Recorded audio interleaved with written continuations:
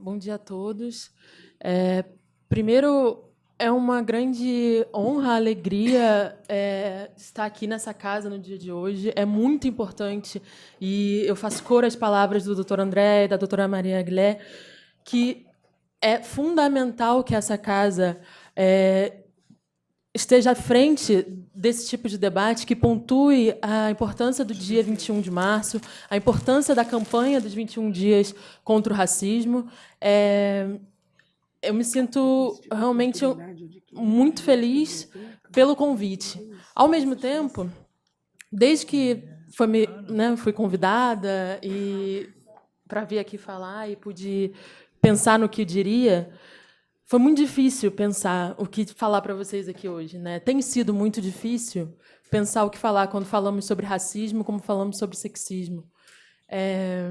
Antes do dia 14 de março de 2018, geralmente, quando eu era convidada para fazer esse tipo de intervenção, estava presente em debates, em palestras, eu costumava começar essa conversa falando sobre como não é normal, né, que sejamos exceção, como não é normal, né, que as mesmas pessoas que nos parabenizam por sermos, né, advogadas tão jovens, pesquisadoras, doutoras, doutorandas, as mesmas pessoas continuem naturalizando que a cada 23 minutos um jovem negro é assassinado nesse país, né? Continuem naturalizando que no Brasil as taxas de feminicídio, de violência doméstica, de homicídio são decrescentes para a população branca, enquanto são crescentes para a população negra, né? Que um jovem negro tem 127 mais chances de ser assassinado nesse país do que um jovem branco, né? E começar trazendo dados, né? Falar de estatísticas era importante até então para tentar trazer o debate para a concretude, né? Os dados não mentem, são pesquisas científicas, né? São manchetes de jornais diárias. Hoje eu estava vindo para cá no táxi e o rádio noticiava a operação que está acontecendo no Complexo do Lins, né? E isso, de novo, me faz pensar como naturalizamos o fato de que muita gente acordou nessa segunda-feira embaixo de tiro. Muita gente acordou nessa segunda-feira sem os filhos poderem ir para a escola, sem ter uma alternativa, né, para ir ao trabalho. Então, eu sempre costumava falar dessa naturalização, mas hoje, pensando na fala de hoje, pouca coisa fazia sentido, eu acho, porque desde 14 de março de 2018, eu acho que e acho que muitos de nós, né, mulheres negras, nós vivemos um estado de perplexidade diante do assassinato de Marielle Franco. Isso precisa ser sempre lembrado, ser sempre dito, porque o assassinato de Marielle Franco é uma ruptura democrática institucional de um pacto que começou a ser refeito na construção da Constituição Federal de 88, né? E é uma ruptura muito grande que esse assassinato ocorra dessa forma, que o desenrolar das investigações se dê dessa forma e que, a cada dia que nós temos notícias sobre esse caso, o nosso estado de perplexidade aumente. Porque o envolvimento de agentes do Estado, o envolvimento, né, a negligência do Estado brasileiro com o caso, com assassinatos de defensores de direitos humanos, no geral, é algo que nos deixa completamente perplexos, que nos amedronta, que coloca as nossas iniciativas, né, coletivas, iniciativas incansáveis, como foi dito aqui, à mercê de uma instabilidade muito grande, né? Então, hoje eu queria começar falando um pouco sobre isso, né? Um pouco sobre essa perplexidade que me abate. Eu acho que é um sentimento que é compartilhado por outras pessoas. É uma perplexidade que eu tenho tentado entender. Eu não sei, assim, talvez seja uma perplexidade um pouco comparável com a perplexidade que a Hannah Arendt teve quando ela esteve em Jerusalém para o julgamento de Eichmann. E ali ela entendeu a banalidade do mal, né? O conceito de banalidade do mal. talvez essa perplexidade seja comparável a isso. Ou talvez ela seja melhor traduzida quando Frantz Fanon fala sobre a alienação da nossa condição humana, né? Sobre o quanto a alienação da condição humana pode chegar a esses resultados, inevitavelmente chegará, e não só chega a um resultado, né, de uma situação extrema, como foi o assassinato de Marielle, como estruturas de relações sociais no nosso cotidiano. E aí, o título dessa palestra, né, dessa mesa hoje, é Racismo, Sexismo Estrutural e Violência de Estado no Brasil, Continuidades e Retrocessos. Esse título ele fala muito sobre o que eu tenho para falar aqui. Na verdade, ele sintetiza o que eu tenho para falar aqui.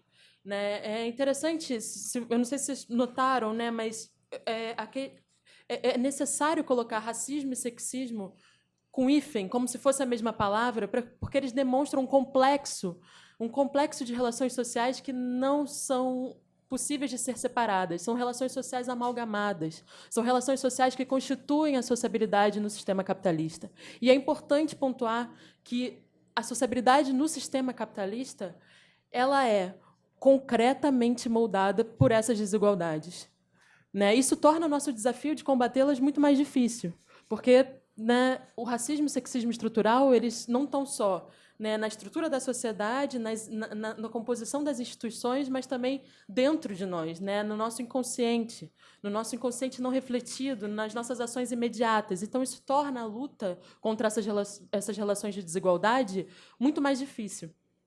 Ao mesmo tempo, né, falar sobre racismo e sexismo do ponto de vista estrutural nos lembra que o capitalismo não é só um modo de organização da economia.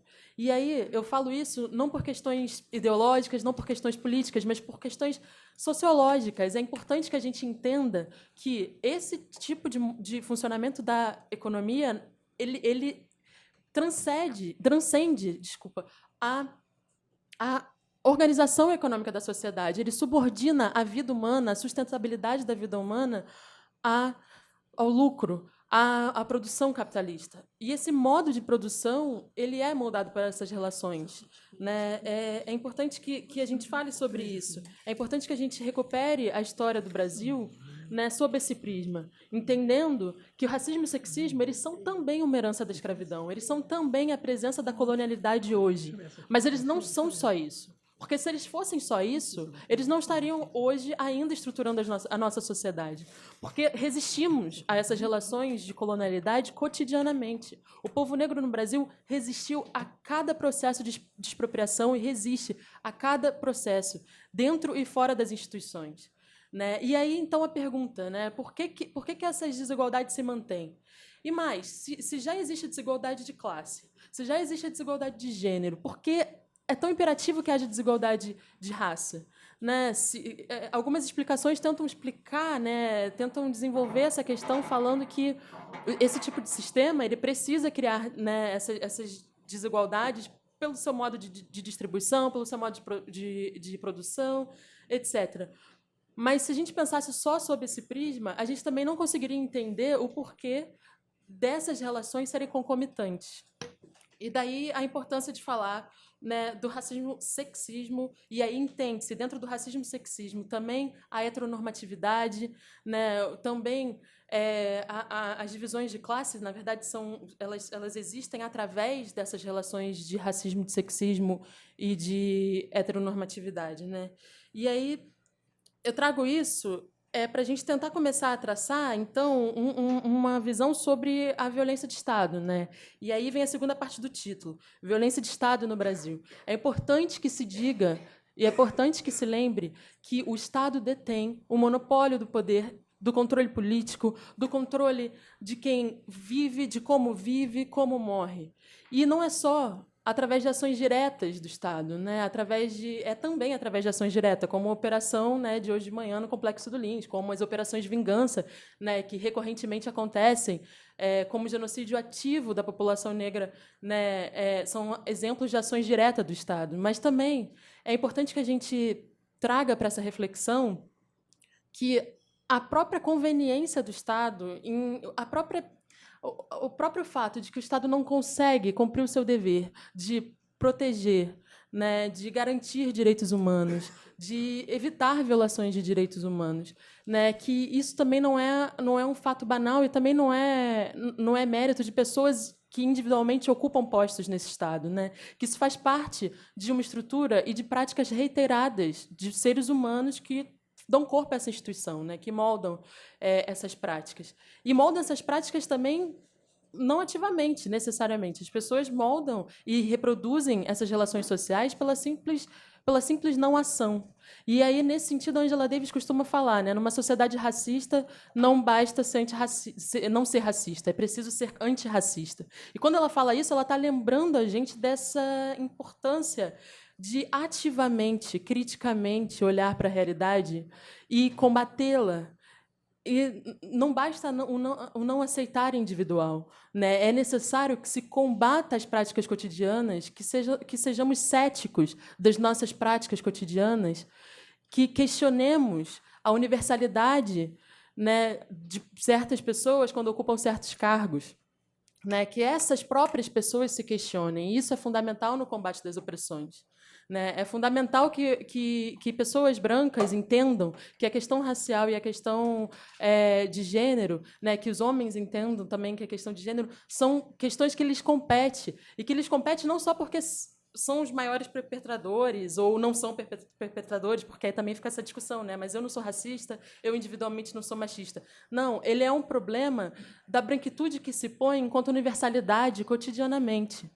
E se pôr enquanto universalidade é sim o ato de não se questionar, de demorar uma vida inteira para conseguir perceber que a bibliografia não tinha negros, que não tivemos negros na universidade, né? E por que a gente não percebe esse tipo de relação? Porque o que aparece para nós, a realidade tal como ela aparece para nós, ela é sempre uma realidade parcial. Ela sempre parte da nossa posicionalidade, do nosso ponto de vista. Né? E aí também a importância quando, né, intelectuais como Djamila Ribeiro, por exemplo, falam do lugar de fala. A maior importância desse conceito de falar sobre isso é que nós consigamos perceber que a forma como vemos o mundo, a forma como enquadramos os problemas sociais, a forma como lidamos no nosso dia a dia, ela é determinada pela nossa posicionalidade social. E por isso a importância de ouvir, de ser cético, de tentar transcender esse espaço. Né? Muita gente vai falar que é difícil, né? Alguns autores, intelectuais, têm pesquisas nesse sentido, que esse lugar é intransponível, né? Um lugar que, na verdade, a branquitude não vai acessar nunca a vida ou o cotidiano das pessoas não brancas. Né? Eu tendo a pensar diferente. Eu queria trazer para vocês um pouco essa perspectiva, né? Porque se a gente pensar que as pessoas brancas são incapazes de transcender o seu lugar, é a mesma coisa que dizer que as pessoas negras também são incapazes de transcender o seu lugar. Né? É fixar relações sociais que, na verdade, são dinâmicas, relações sociais que, na verdade, elas são o tempo todo mutáveis, contingentes, elas são resultado das ações humanas, ações que são completamente contingentes, completamente não determinadas, não presas fixamente num lugar. Elas partem de um lugar, mas elas não se detêm nesse lugar. Né? Um filósofo uma vez disse que os seres humanos fazem história, né? Seres humanos fazem história, mas não fazem a partir das condições que escolhem, porque a história ela vem anterior e ela traz uma carga, né? Ela traz uma estrutura social que nos antecede, mas que apenas nós podemos mudar. Então, o sentido de totalidade que eu queria trazer hoje, ele vem nesse caminho. É a totalidade social como um complexo de relações sociais contingentes, contraditórias, dinâmicas. O racismo e o sexismo como relações que são, ao mesmo tempo, particulares, porque cada um tem a sua estrutura, o seu modo de operar, mas que são, ao mesmo tempo, uma unidade. Uma unidade complexa e contraditória. E fazer um chamado para que a gente consiga explorar essa contraditoriedade, para que a gente consiga entender que é nas contradições que está a chave para a mudança que a gente precisa ver nessa sociedade. E eu estou falando tudo isso porque, quando a gente pensa a terceira parte do título, Continuidade e Retrocessos, essa parte ela nos traz, né, toda essa ansiedade, todo esse mal-estar, né, que muitos de nós vivemos hoje, com os retrocessos em direitos humanos, com os cortes nas políticas públicas, né, com os ataques a povos indígenas, a pessoas negras, aos direitos das mulheres, aos direitos sexuais e reprodutivos. Esse mal-estar, ele aparece para a gente como um grande retrocesso, né? E é comum que nos meios de debate, nos meios de reflexão, nós nos deparemos com esse cenário e só enxerguemos o retrocesso. Porém, quando a gente olha para a história e a gente olha para o desenvolvimento histórico do Brasil, nós conseguimos traçar continuidades e o genocídio do povo negro como uma grande continuidade histórica, né? O livro do Abdias de Nascimento, lançado na década de 70 ainda, o genocídio do negro brasileiro, processo de um racismo mascarado, né? Esse livro ele já denuncia como a escravidão e o processo de abolição da escravidão, fundamentalmente, era um processo de genocídio. E um processo de genocídio que se manifesta de diversas formas, que é o genocídio-extermínio, que é o genocídio cultural, que é o epistemicídio, como lembra também Sueli Carneiro, que é o genocídio em todos os aspectos, o encarceramento em massa, a não presença, o não lugar, o adoecimento, né?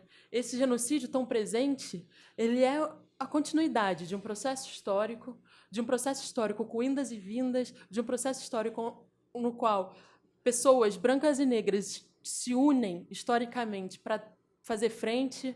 Em outros momentos, essa união não é tão certa, tão coesa, fica a cargo mais das pessoas negras, mas é um processo que ele é contingente e é um processo que nos constitui hoje, e que constitui também esses retrocessos, que está na base desses retrocessos, né?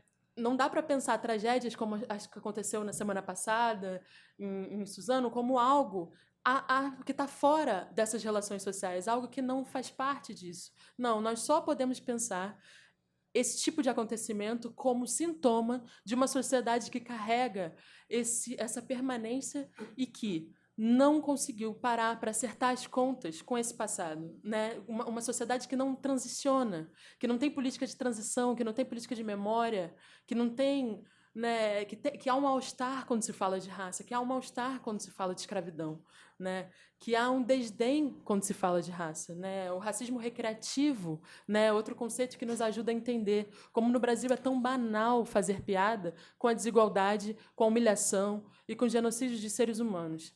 Né? Então, essa continuidade ela é muito bem marcada.